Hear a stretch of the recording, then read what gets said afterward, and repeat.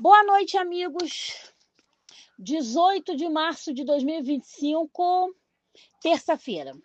Esse é o canal Leitura Interativa Prazer e eu sou a Ana Lúcia. Esse canal você escuta o livro enquanto eu leio, enquanto você faz alguma outra coisa, como era no rádio. O livro que nós estamos lendo agora se chama A Túnica Nova, de Atahualpa AP Filho. Depoimento de irmãos acolhidos pela Pastoral de Rua e Oficina de Jesus, obras do Padre Quinha. Estamos na página 57. É certo que o pobre não será sempre esquecido, nem perecerá para sempre a esperança dos humildes. Salmos, capítulo 9, versículo 19. Porque Deus existe. Não é um produto da ficção humana. A oração é uma forma de se estabelecer um diálogo com Ele. Nesse diálogo, não há como fingir nem chantagear diante de um ser onipresente e onipotente. Absoluto. A inteligência primeira ordenadora da finalidade das coisas, como afirmara São Tomás de Aquino. É preciso esclarecer que não há na Oficina de Jesus nem na Pastoral de Rua uma imposição da prática religiosa católica. No início do tratamento, muitos irmãos participam da missa de forma descompromissada. Depois é possível notar a mudança no comportamento, quando levam a prática religiosa a sério. Aos poucos, assimilam a importância da oração diante do sacrário, no silêncio do quarto na missa. Em muitos casos, a descrença em Deus é uma consequência do sofrimento, das humilhações que os irmãos vivenciam nas ruas. Muitos nem admitiam a possibilidade de encontrar alguém capaz de amá-los no estado em que se encontravam. Presenciando as atitudes das pessoas que procuram seguir os ensinamentos de Cristo, constata-se nitidamente que, pela fé e pelo amor a Deus, há o desprendimento dos preconceitos. E cada vez mais que se distancia dos preconceitos, da arrogância, da vaidade, mais se aproxima do irmão de forma afetuosa. Assim, o carinho com os mais necessitados surge de forma espontânea, porque neles vê-se melhor a razão da caridade. Esse amor a Deus se manifesta em atos e palavras, mas nem todo aquele que me diz Senhor, Senhor entrará no reino dos céus. Mas quem fizer a vontade de meu Pai que está nos céus, Mateus capítulo 7, versículo 21. Portanto, é importante a contemplação, mas também, página 58, a ação. A fé leva à oração, e esta tem mais valor quando entre as intenções está o bem do próximo. Confessai vossos pecados uns aos outros e orai uns pelos outros para seres curados. A oração fervorosa do justo tem grande poder. Elias era um homem fraco como nós, orou com fervor para não chover e não choveu sobre a terra durante 3 anos e 6 meses. Orou novamente, o céu enviou chuva e a terra produziu frutos. Tiago, capítulo 5, versículo 16 a 18. Esses versículos de São Tiago exemplificam a importância da oração, além de tornar claro o fato de Deus atender os pedidos dos justos. Pedi e vos será dado, buscai e achareis, batei e vos abrirão. Pois quem pede, recebe, quem procura, acha, e a quem bate, se abre. Quem dentre vós dará uma pedra a seu filho que pede um pão? É como o filho que se dirige ao pai, que os irmãos em tratamento se comportem em oração. A forma de orar também deve seguir o preceito determinado por Cristo. E quando orardes, não sejais como os hipócritas, que gostam de rezar em pé nas sinagogas e nas esquinas das praças, para serem vistos pelos outros. Eu vos garanto, eles já receberam a recompensa. Mas quando rezares, entra no teu quarto, fecha a porta e reza ao teu pai que está no oculto, e o pai que vê no oculto te dará a recompensa. E nas orações, não faleis muitas palavras como os pagãos. Eles pensam que serão ouvidos por causa das muitas palavras. Não os imiteis, pois o pai já sabe de vossas necessidades antes mesmo de pedirdes. Através do recolhimento para orar, eles estabelecem um autoconhecimento, pois os irmãos fazem um exame de consciência no silêncio do quarto ou diante do sacrário. Deparam-se com os estragos que o álcool e as outras drogas deixaram em suas vidas. A certeza dessa autodestruição nem sempre é razão para abandonar o vício. A força maior geralmente vem da religiosidade, da vontade de exercer outra conduta social. Página 59. Quando o irmão está em tratamento no sítio, a prática religiosa é seguida pela própria rotina e é mantida na casa regida por atitudes fraternas e pela constante invocação a Deus e à Virgem Maria. Quando o irmão termina o tratamento e volta para a rua, deve manter a mesma prática, orar e vigiar, para não cair em tentação. A prática da oração deve ser mantida para alimentar a sobriedade. Porém, muitos irmãos com a síndrome do já estou curado acham que um chopinho, uma cheiradinha, um tapinha no bagulho não irão levá-los de volta ao fundo do poço. Triste engano. É preciso que se diga também que muitos irmãos não conseguem se manter na sobriedade. Após o tratamento feito no sítio e na chácara, há muitas recaídas por várias razões. Entre elas estão o fato de não perseverar na prática religiosa, a dificuldade para conseguir um emprego, a desestruturação da família provocada por ele. Por isso, é de suma importância um trabalho de inserção social para que eles não voltem a frequentar os mesmos ambientes e consigam se libertar dos problemas que os levaram ao fundo do poço. Quando não conseguem se libertar dos velhos hábitos, passam pelo mesmo processo mais de uma vez. São resgatados na rua pela pastoral, são acolhidos nos sítios, cumprem o período de tratamento, mas quando retornam ao convívio com a sociedade, não conseguem manter-se na sobriedade. Muitos passaram várias vezes por esse ciclo vicioso. Uma vida sem religião é como um barco sem leme, diz Gandhi. Platão afirmava: aquele que despreza a religião suprime os alicerces da sociedade humana. O que se pretende argumentar neste capítulo é que orar é um ato de reencontro com Deus. A criatura reconhece o Criador como Senhor do universo. Perante ele, reconhece as suas fraquezas e suas limitações, e nele encontra a força para vencer as tentações dos vícios. Deus salva.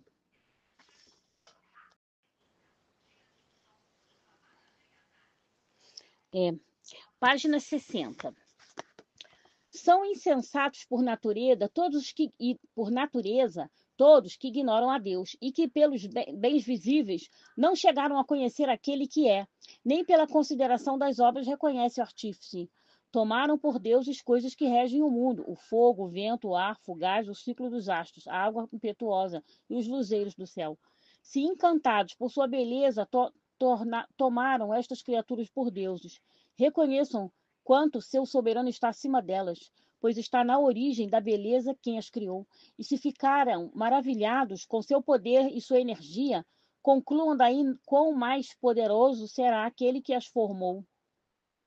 Porquanto, partindo da grandeza e da beleza das criaturas, chega-se a contemplar por analogia aqueles que lhes deu origem.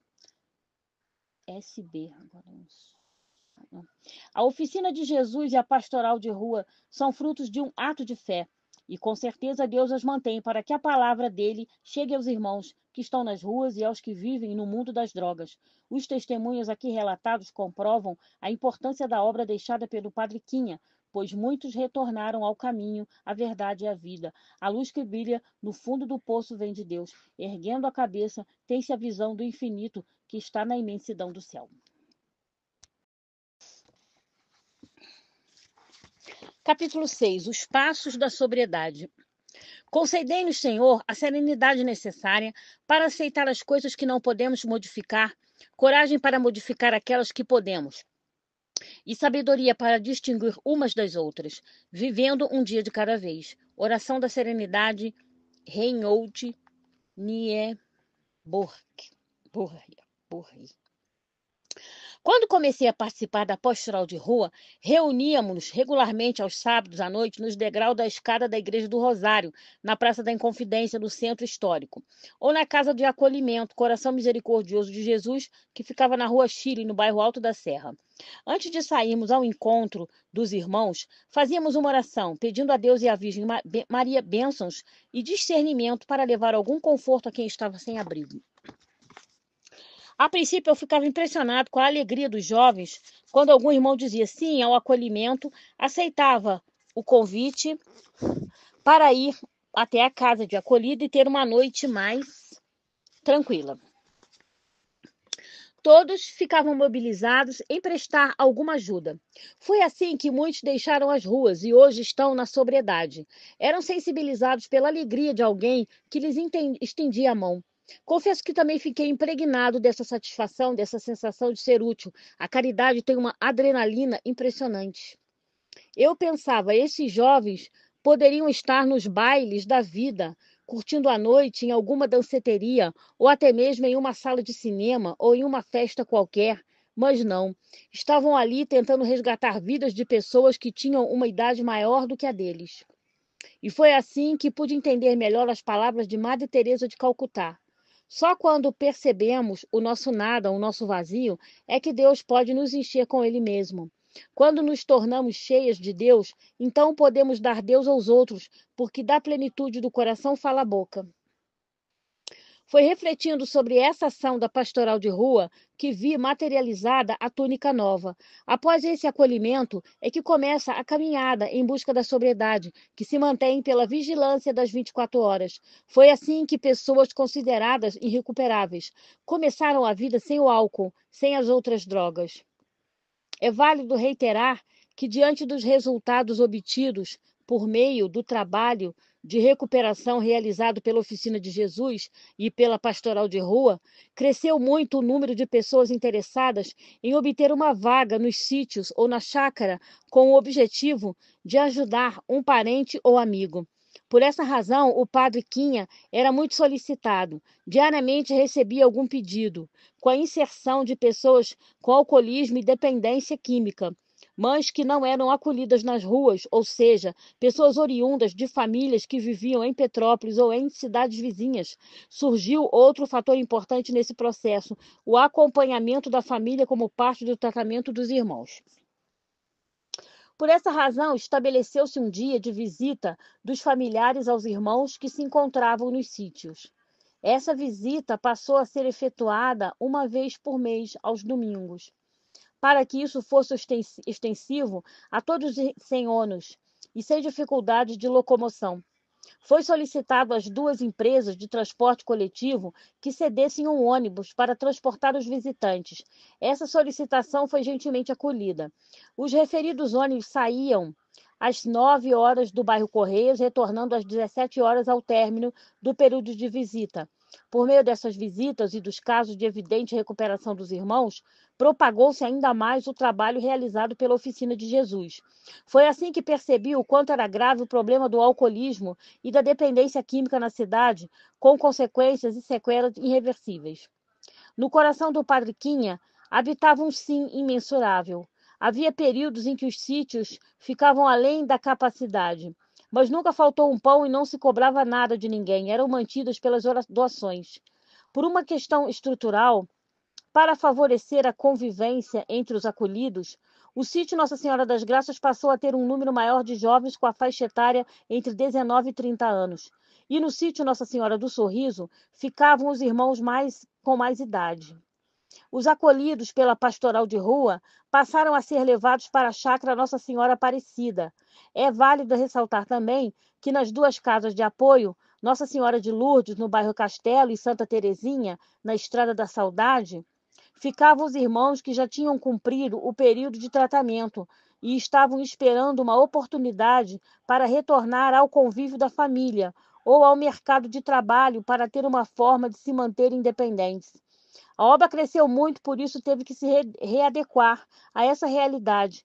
Em suma, o que antes foi criado para atender os irmãos de rua passou a acolher também até jovens de classe média que estiveram envolvidos com drogas. Esse fato é a razão desse capítulo, a convivência entre pessoas provenientes de realidades tão diferentes. Se para os irmãos acolhidos nas ruas um teto, uma cama, um cobertor, um prato de comida eram recebidos como uma bênção de Deus, para vários jovens que deixavam o conforto material de suas casas para vivenciar o tratamento no sítio ou na chácara, a simplicidade e a humildade que existiam nas instalações os chocavam, levando-os a questionar a qualidade de tudo, comparando assim o que tinham em casa com o que encontravam, uma vez que não havia nos sítios nem na chácara instalações de um spa. A vida em comunidade exige que cada um faça a sua parte para o bem de todos. Nos sítios, cada um arruma a sua cama, o seu armário. Todos cuidam da limpeza da casa. As tarefas domésticas são compartilhadas. Uns cozinham, outros lavam, os pratos, outros cuidam da horta. outros dos animais, enfim. Todos são responsáveis pelo bom andamento da casa. Assim se consolida a ideia de família e todos se tratam como irmãos, independente da faixa etária. A troca de experiências se processa em harmonia para que haja crescimento interior para suportar as tentações das drogas. Todos estão cientes de que bateram no que comumente chamam fundo do poço e para sair dele precisam de ajuda. É nesse momento que eles se deparam com o primeiro passo dos alcoólicos anônimos. Admitimos que éramos impotentes perante o álcool, que tínhamos perdido o domínio sobre nossas vidas. Conscientes desse primeiro passo, fazem-se necessários o sim ao tratamento e o não ao álcool e às drogas. E a força para solidificar este sim e esse não encontra-se em Deus, tão explícita no segundo passo. Viemos a acreditar que um poder superior a nós mesmos poderia devolver-nos a sanidade. O terceiro passo é a entrega a Ele. Decidimos entregar nossa vontade e nossa vida aos cuidados de Deus na forma em que o concebíamos. Conscientes da importância de Deus nesse tratamento, os irmãos começam a entender o porquê das orações, até mesmo antes das refeições. São muitos os irmãos que nunca haviam agradecido o alimento sobre a mesa. Aqui é preciso reafirmar que a Oficina de Jesus e a Pastoral de Rua são instituições católicas que acolhem o irmão independente de credo, cor ou classe social. Quando o irmão já se encontra aberto e já apresenta uma predisposição para mudar de vida, é porque fez um destemido inventário moral de si mesmo. Quarto passo. Ciente das próprias atitudes, admite perante Deus e aos outros a natureza exata de suas falhas. Quinto passo. Diante desse estágio de consciência, o irmão que estava em tratamento geralmente procura o Padre Quinha para se confessar. Nesse trabalho de confissão, o Padre Quinha contou muito com a ajuda do Padre Francisco, outro servo de Deus que partiu para a eternidade. Na época, pároco da igreja de Santo Antônio, localizada no bairro Alto da Serra. Vale ressaltar aqui também que a confissão se torna um ato importante no processo de tratamento, até mesmo para que o irmão possa se perdoar. O perdoar-se para muitos é a parte mais difícil, porque nem sempre está vinculado a perdas materiais, mas às feridas morais, afetivas por terem feito sofrer pessoas que o amam, embora sabendo que estas já o perdoaram. Nesse grupo das pessoas que o amam, encontram-se a mãe, o pai, a esposa, os filhos, amigos sinceros. A constatação dos defeitos de caráter assinalados no sexto passo do AA é dolorosa, porém necessária, porque desmorona a prepotência, a arrogância para construir os alicerces da humildade. Condição necessária para o reconhecimento dos defeitos. Entre esses defeitos sempre se encontram as mentiras, o fingimento, a dissimulação, enfim, essas atitudes tomadas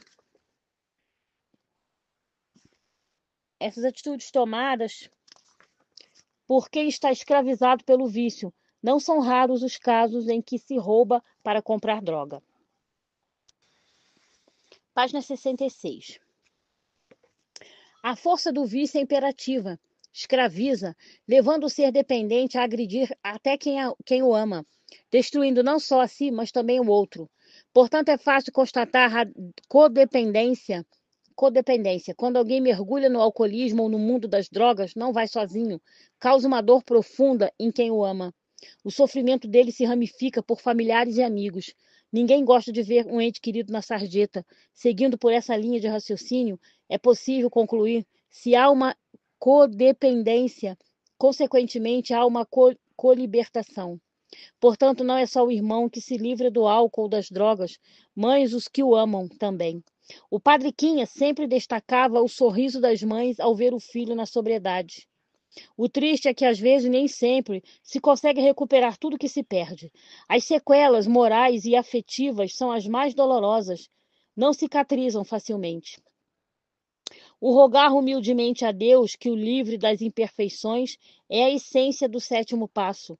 Nesse plano divino, a misericórdia é infinita. O perdão de Deus é pleno. O oitavo passo diz: fizemos uma relação de todas as pessoas a quem tínhamos prejudicado e nos dispusemos a reparar os danos a elas causados. Essa reparação traz consigo um exercício muito árduo, pois vem à lembrança momentos tristes, situações constrangedoras, dependendo do tempo em que a pessoa viveu envolvida com as drogas e com o álcool. O lastro das ofensas é muito grande. Nesses casos, somente o perdão pode reatar as relações. O arrependimento que leva à confissão aproxima de Deus o irmão. É preciso passar por muitas adversidades para entrar no reino de Deus. São muitos os irmãos que apontam para como o único fator positivo de sua vivência no mundo das drogas esse encontro com Deus. Muitos precisaram passar por todo esse sofrimento para ver a face de Cristo. Mas não são todos que, mesmo diante de tanto sofrimento, conseguem abrir o coração para seguir o caminho de Cristo. Por isso, há necessidade do nono passo para fazer uma avaliação das atitudes perante a família, os amigos e a sociedade. Fizemos reparações diretas dos danos causados a tais pessoas, sempre que possível, salvo quando fazê-lo significasse prejudicá-las ou a outrem. Continuamos fazendo o inventário pessoal e, quando estávamos errados, nós o admitíamos prontamente. Esse 10º passo deve ter como suporte a humildade que leva a pedir perdão pelos erros cometidos, pois não basta identificar os erros, é necessário repará-los, não só pelo aspecto moral, mas também pela reconciliação com Deus. Fato este que traz uma paz interior, que inibe o desejo da busca do primeiro gole. Para evitar a catástrofe provocada pelo primeiro gole, é preciso ter em mente a sabedoria do 11º passo, procurar através da prece e da meditação, melhorar nosso contato consciente com Deus. Com essa aproximação a Deus, não só se encontra força para evitar o primeiro gole, como também é possível testemunhar com a própria vida a sobriedade, a ponto de sensibilizar outros alcoolistas para que eles vejam as vantagens de uma vida em comunhão com o Senhor. As lições de sofrimento são profundas porque tocam a alma. Por isso são importantes para quem saiu do mundo das drogas as seguintes palavras de Pedro: portanto, uma vez que Cristo morreu na carne, armai-vos também desta mesma convicção. Quem padeceu na carne rompeu com o pecado, a fim de viver no tempo que lhe resta de vida mortal. Já não segundo as paixões humanas, mas seguindo a vontade de Deus. Basta ter desfeito no passado o que agradava aos pagãos, vivendo em libertinagem, em concupiscências, em embriaguez, em orgias, bebedeiras, abomináveis idolatrias. Estranham agora que já não vos entregueis com eles aos mesmos desregramentos de libertinagem. E por isso vos insultam. Mas terão de dar conta àqueles que está prestes a julgar vivos e mortos. Por isso foi anunciado o evangelho até mesmo aos mortos, a fim de que, julgados como seres humanos na carne, vivam segundo Deus no espírito. Está próximo o fim de todas as coisas. Sede, portanto, prudentes e vigiai na oração. Sobretudo, cultivai entre vós um amor intenso, porque o amor cobre uma multidão de pecados. E exercei a hospitalidade uns com os outros sem reclamar. O dom que cada um recebeu, ponha-o a serviço dos outros, como bons administradores dos diferentes dons recebidos de Deus. 1 Pedro, capítulo 4, de 1 a 10. É do conhecimento dos irmãos que, uma vez feita a opção pela vida em sobriedade, é imprescindível preservá-la nas 24 horas do dia, evitando o primeiro gole, por não mais compartilharem das libertinagens citadas nos versículos retirados da primeira epístola de Pedro. Ouvirão críticas, deboches, sofrerão todo tipo de discriminação. Mas afirmara Jesus no Sermão da Montanha: felizes sereis quando vos insultarem e perseguirem, e por minha causa disserem todo tipo de calúnia contra vós. Alegrai-vos e exultai, porque grande será a vossa recompensa nos céus. Mateus capítulo 5, de 11 a 12. Consolidados os princípios cristãos nesse processo de mudança de vida, o irmão tende a praticar o 12º passo. Tendo experimentado um despertar espiritual, graças a estes passos, procuramos transmitir esta mensagem aos alcoólicos e praticar estes princípios em todas as atividades. Nos sítios e na chácara, os irmãos que já estão conscientes da essência desse 12º passo começam a dar testemunho de vida. ou seja, iniciam um trabalho de evangelização, já começam a compartilhar a palavra de Deus, exemplificando-a com sua própria vida, expondo assim a misericórdia do Senhor. Estes geralmente são convidados para dar palestras antidrogas para grupos de jovens nas igrejas, nas escolas, em encontros de casais, em reuniões de pais e professores. Dessa forma, a Oficina de Jesus e a Pastoral de Rua passam a contribuir para o esclarecimento dos malefícios das drogas, evitando com isso que outros jovens cheguem ao fundo do poço. Essas palestras, esses testemunhos são importantes porque exigem uma coerência entre o que se fala e o que se vive. O irmão, ao falar de sua trajetória de vida em busca da sobriedade, cria em seu interior uma responsabilidade à medida que também se apresenta como alguém convertido pela palavra de Deus. Além disso, o irmão está ali apresentando o trabalho realizado pela Oficina de Jesus e pela Pastoral de Rua. O espírito de solidariedade é um fator determinante no tratamento dos irmãos. Nessa obra é comum ouvir: aqui um dá força para o outro. Essa força que um dá ao outro é importante porque as crises provocadas pela abstinência são frequentes e a vontade de curtir as alucinações das drogas e do álcool ressurgem como tentações. Além de em sonhos, até em sonhos, eles revivem o que chamam de viagem. Isso ocorre com mais frequência nos 3 primeiros meses do tratamento. Nesses momentos de atribulações, eles recorrem a Deus e a Nossa Senhora. As orações o fortalecem, é a força da espiritualidade, atuando para que a sobriedade seja mantida. Nesses instantes, o Salmo 23 aparece em forma de oração. O Senhor é meu pastor, nada me faltará. Em verdes pastagens me faz repousar. Conduz-me até as fontes tranquilas e reanima a minha vida. Guia-me pelas veredas da justiça para a honra de seu nome. Ainda que eu ande por um vale de espessas trevas, não temo mal algum, porque tu estás comigo, teu bastão e teu cajado me confortam. Salmos capítulo 23, de 1 a 4. Apesar desse conforto espiritual, as síndromes de abstinência marcam as primeiras semanas de internação. Apresentam ansiedade, tremedeiros, convulsões, ataques epiléticos, alucinações visuais, principalmente zoopsias. Diante desse quadro, zoopsias, eu não sei o que é não. Diante desse quadro, página 70. O apoio, a compreensão, os gestos fraternos são importantes. Irmãos que já passaram por esses momentos cuidam dos que estão passando por esse tormento. Nessas situações, eles fazem uma comparação entre o presente e o passado. Ontem eu estive assim, hoje estou bem melhor. Essas comparações são comuns, pois um irmão acolhido nas ruas e encaminhado à chácara ou ao sítio, geralmente se apresenta com a saúde debilitada. Mas depois de uma alimentação regular, um cuidado maior com a saúde, o irmão vai se recuperando. É válido mencionar que, para evitar os problemas causados pela síndrome de abstinência, foi necessário estabelecer uma atenção maior no processo de internação. Nos sítios e na chácara, os coordenadores sempre ficam atentos para os primeiros socorros, principalmente em relação aos irmãos que chegam muito debilitados. Pela necessidade do companheirismo durante esse período de convivência, o irmão tem sempre uma oportunidade para agir de forma solidária, fraterna, praticando a caridade como fundamento essencial de uma vida comunitária comum e unitária.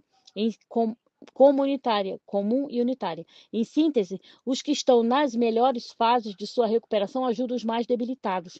Dar banho, trocar a roupa, cortar o cabelo, cortar as unhas, fazer a barba, dar comida na boca. Esses gestos são muitos. Irmãos são como retribuição. Era comum ouvir essa frase: estou fazendo com o outro o que já fizeram comigo. A gratidão é retribuída pela reciprocidade do amor. Esse amor que é capaz de tirar um ser humano do fundo do poço. A eficácia desse amor está comprovada na vocação de vários irmãos que, após o tratamento, entregavam-se à obra. Além de dizerem não às drogas, colocaram as suas vidas a serviço de Deus. Não são os que têm saúde que precisam de médico, e sim os enfermos. Ide e aprendei o que significam as palavras: quero misericórdia e não sacrifício, porque não vim para chamar os justos, mas os pecadores. Mateus capítulo 9, versículo de 12 a 13. Essa misericórdia tão presente em vários momentos da Bíblia é que permite o surgimento de um homem novo. Quem está em Cristo é nova criatura, 2 Coríntios capítulo 5, versículo 17. Quem tem Cristo no coração passa a ver o mundo com outros olhos, busca sempre a reconciliação, religação com Deus, com o próximo e consigo, permitindo-se perdoar e ser perdoado. Se alguém for apanhado em alguma falta, vós que sois espirituais, corrigi-o com delicadeza, mas toma cuidado para que também tu não sejas tentado. Carregai o peso uns dos outros, e assim cumprireis a lei de Cristo. Gálatas, capítulo 6, de 1 a 3. Esses versículos retirados da epístola de Paulo aos Gálatas reiteram o princípio da ajuda mútua que há na oficina de Jesus e na pastoral de rua, como forma de efetivar a colibertação do álcool e das drogas. Como dizia o Padre Quinha, quando se vive na lei de Cristo, Deus assume o controle. Por isso ele sempre falava, sempre com Jesus, nunca sem Maria. Oração da sobriedade. Página 71. Senhor, admito minha dependência dos vícios e pecados e que sozinho não posso vencê-los. Liberta-me. Senhor, confio em ti. Ouve o meu clamor, cura-me. Senhor, entrego minha vida, minhas dependências em tuas mãos. Espero em ti, aceita-me. Senhor, arrependido de tudo que fiz. Quero voltar para a tua graça, para a casa do Pai. Acolhe-me. Senhor, confesso meus pecados e publicamente peço teu perdão e o perdão dos meus irmãos. Absolve-me. Sim, Senhor, renasço com teu espírito para a sobriedade. O homem velho passou, eis que sou uma criatura nova. Batiza-me. Página 72. Senhor, reparo financeiro e moralmente a todos que na minha dependência eu prejudiquei. Ajuda-me a resgatar minha dignidade e a confiança dos meus. Restaura-me. Senhor, professo que creio na Santíssima Trindade e peço a ajuda da Igreja, com a intercessão de todos os santos. Instrui-me na tua palavra. Senhor, orando e vigiando para não cair em tentação. Seremos perseverantes nos teus ensinamentos, dá-me a tua paz. Senhor, servindo a exemplo de Maria, nossa mãe, e de todos, queremos gratuitamente fazer dos excluídos os nossos preferidos através da pastoral da sobriedade. Senhor, celebrando a Eucaristia em comunidade com os irmãos, teremos força e graça para perseverarmos nesta caminhada. Alimenta-nos no corpo e sangue de Jesus. Senhor, festejando os 12 passos para a sobriedade cristã, irmanados com todos na mesma esperança, por um século sem drogas, queremos partilhar e anunciar Jesus Cristo Redentor, pelo nosso testemunho. Amém. Piedade redentora de Cristo, dai-nos a sobriedade. 3 vezes. Sobriedade e paz, só por hoje, graças a Deus. Página 73, capítulo 7, dando peixe, ensinando a pescar. O trabalho dignifica. Há um conhecido provérbio chinês que diz: não dê o peixe, ensine a pescar. Mas para aprender a pescar é necessário ter condições para assimilar o ensinamento e a ser transmitido. E de barriga vazia, esse processo de aprendizagem fica comprometido. Quando se pretende resgatar a dignidade de um irmão que vive faminto nas ruas, é preciso oferecer o pão que alimenta o corpo e a palavra que alimenta a alma. Todo esse processo tem que ser feito com amor. Mesmo na miséria, o irmão rejeita o pão dado com arrogância e humilhação. Por isso que muitos renegam os abrigos, que não os respeitam como seres humanos. Apresentam-se apenas como um depósito de pessoas em situação de carência. Volto a dizer que a Oficina de Jesus nem a Pastoral de Rua não podem ser consideradas como instituições restritas à assistência social. É uma casa de Deus, onde todos são tratados como irmãos, independente da etnia, de classe social e de religião. Dá-se o peixe durante o período em que se ensina a pescar. Porém, a maior dificuldade não está em dar o peixe, nem em ensinar a pescar, mas na reinserção do irmão no mercado de trabalho, na sociedade, para que ele seja tratado dignamente. Porque para isso é preciso quebrar as barreiras do preconceito, das discriminações. Nas primeiras horas da manhã, é gratificante encontrar um irmão que se dirige ao trabalho satisfeito, passando pela calçada na qual tantas vezes foi visto dormindo com fome e frio. Não tem preço essa satisfação. Em tudo vos dei exemplo, mostrando-vos que é preciso socorrer aos necessitados, trabalhando assim e recordando as palavras do Senhor Jesus, que disse: maior felicidade é dar do que receber. Atos capítulo 20, versículo 35. Diante das dificuldades de reinserir um irmão na sociedade, faz-se necessário, dentro da oficina de Jesus, a intensificação do processo de capacitação profissional, a criação de cursos profissionalizantes, qualificando-o para o mercado de trabalho. É nesse âmbito que a laborterapia auxilia no tratamento da dependência química e do alcoolismo, uma vez que resgata a autoestima. Quando um irmão realiza um trabalho e este é usufruído por outros que o reconhecem e até o elogiam, reflete-se um clima de satisfação. O irmão se sente útil e começa a perceber a sua importância no meio em que vive. É para exercer esse trabalho de ressocialização que a Oficina de Jesus deseja estabelecer convênios com empresas, com instituições de ensino profissionalizantes, com o objetivo de aprimorar a mão de obra do irmão que estão em tratamento. Os trabalhos artesanais, as oficinas de marcenaria, o cultivo de hortas, funcionam até como terapia ocupacional. É assim que se inicia um processo de capacitação. Com esse objetivo de criar alternativas de trabalho para os irmãos que saem dos sítios após o período de tratamento, é que se criou o bairro de Correias, do Grupo Integração Amor à Natureza, GIAM, que realiza um trabalho de reciclagem que chegou a empregar 26 irmãos.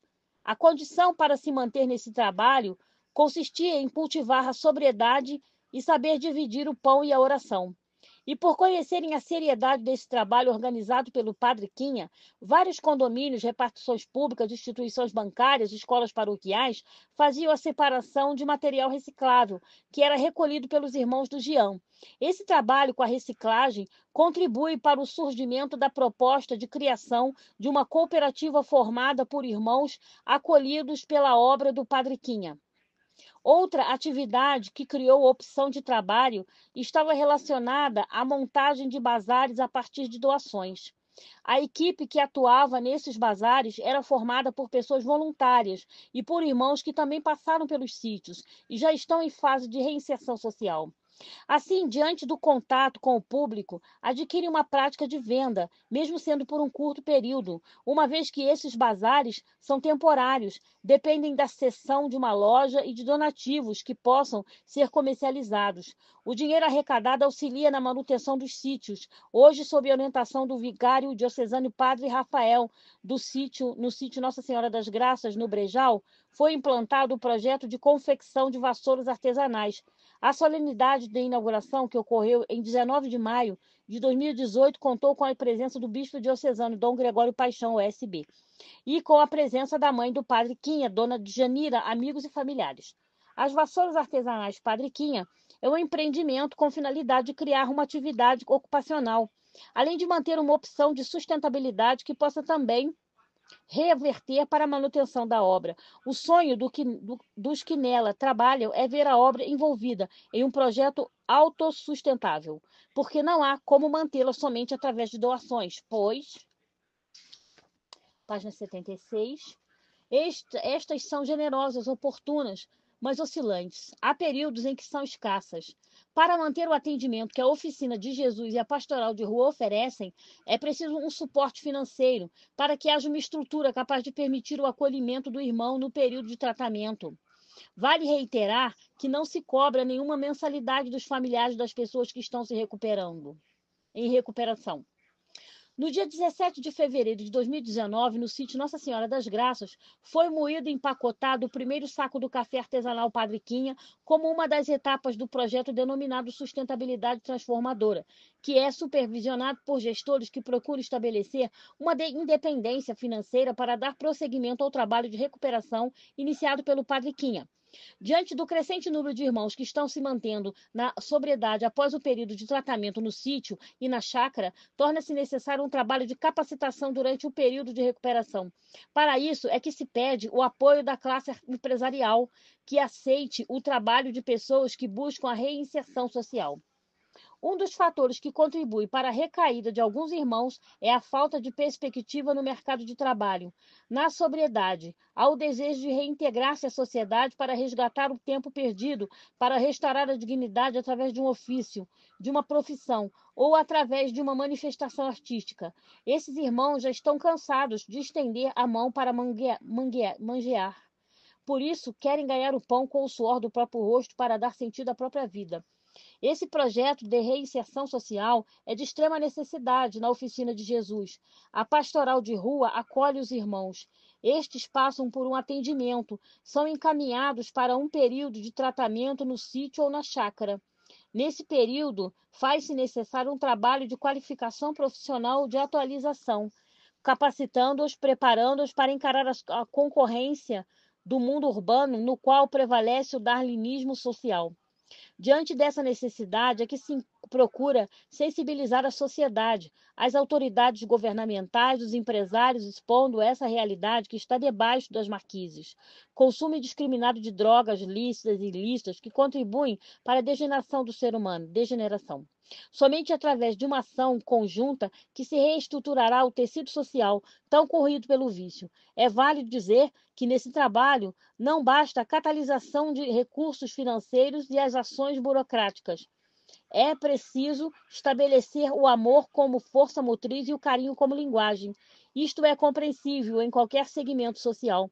Por mais limitado que seja o homem, por mais agressivo que ele esteja, há um momento em que a razão se desarma e o coração encontra uma fenda na armadura e capta a ternura de um muito obrigado e o sorriso brota como bálsamo diante da dor. É o irmão.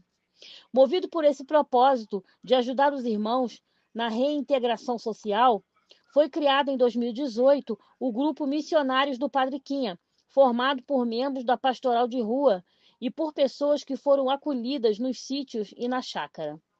Assumiram a Casa do Castelo, que ficou como um espaço para aqueles que não têm para onde ir quando termina o tratamento. Esse desafio foi abraçado por esse grupo para que os irmãos que estão nessa caminhada não fiquem desmotivados, sem esperança e venham a recair no alcoolismo ou nas outras drogas. É um estágio muito delicado, uma vez que as dificuldades crescem em função do histórico que eles carregam. E aqueles que conseguem um trabalho, mas não têm um local para ficar, passam a ajudar financeiramente na manutenção da casa, uma vez que já começam a ter um salário, ou seja, começam a dar os primeiros passos para uma vida autônoma, independente. Esse grupo também recebe a orientação do Padre Rafael. É mais um segmento que se criou após o falecimento do Padre Quinha. Página 78. Mas que vivenciam os ensinamentos que ele nos deixou. Em discurso proferido para 150 mil trabalhadores no Morumbi, em São Paulo, em 3 de julho de 1980, o Papa João Paulo II disse: aqueles que têm posse devem adquirir o espírito de pobre, devem abrir o próprio coração aos pobres, pois se não o fizerem, as situações injustas não mudarão. Poder-se-á mudar a estrutura política ou o sistema social, mas sem mudanças no coração e na consciência, a ordem social justa e estável não será alcançada. Os que não têm posses, os que se encontram em necessidade, devem também adquirir o espírito de pobre, não permitindo que a pobreza material lhes tire a própria dignidade humana, porque esta dignidade é mais importante que todos os bens. É neste contexto que a doutrina cristã sobre o homem, alimentada pelo Evangelho, pela Bíblia e por séculos de experiência, valoriza de modo singular o trabalho humano, a dignidade do trabalho, a nobreza do trabalho. Vocês conhecem a dignidade e a nobreza do próprio trabalho. Vocês que trabalham para viver melhor, para ganhar para suas famílias o pão de cada dia. Vocês que se sentem feridos na sua afeição de pais e de mães ao virem filhos mal alimentados. Vocês que ficam tão contentes e orgulhosos quando lhes podem oferecer uma mesa farta, quando podem vesti-los bem, dar-lhes um lar decente e aconchegante. Dar-lhes escola e educação em vista de um futuro melhor. O trabalho é um serviço às suas famílias e a toda a cidade. Um serviço no qual o próprio homem cresce na medida em que se dá pelos outros. O trabalho é uma disciplina em que se fortalece a personalidade. Essa dignidade que se resgata através do trabalho é um dos principais fatores da consolidação da sobriedade dos irmãos. uma carteira de trabalho assinada é fator de orgulho para um irmão que vivia nas ruas humilhado. Quando ele alcança essa reintegração social, fala do seu passado para demonstrar a sua força de vontade, a sua luta na conquista do seu espaço social. Ele não consegue reconstruir uma família sem trabalho. E sem trabalho torna-se vulnerável, ou seja, fica mais exposto às recaídas. A regra de São Bento, ora et labora, ora e trabalha, deve ser seguida também pelas instituições que mantêm o tratamento de alcoolistas e dependentes químicos. Na ordem beneditina, a ociosidade é vista como inimiga da alma, como algo que também prejudica o equilíbrio psíquico. As mínimas tarefas rotineiras, como cuidar de uma horta, cuidar de animais, varrer um pátio, lavar os pratos após as refeições, trazer uma conotação de reinteração social e na comunidade em que vive. É válido destacar que a Igreja Católica se preocupa com a dignidade do trabalho.